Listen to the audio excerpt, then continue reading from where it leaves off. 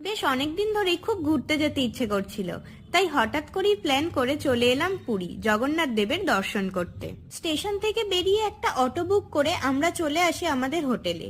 বেশ কম টাকায় এই 4 স্টার রেটিং এর হোটেলটা আমরা পেয়ে যাই সমুদ্রের একদম কাছে। রুমে পৌঁছাতে বেশ লেট হওয়ায় লাঞ্চ সেরে ফ্রেশ হয়ে আমরা বেরিয়ে পড়ি প্রভু জগন্নাথ দেবের দর্শন করতে।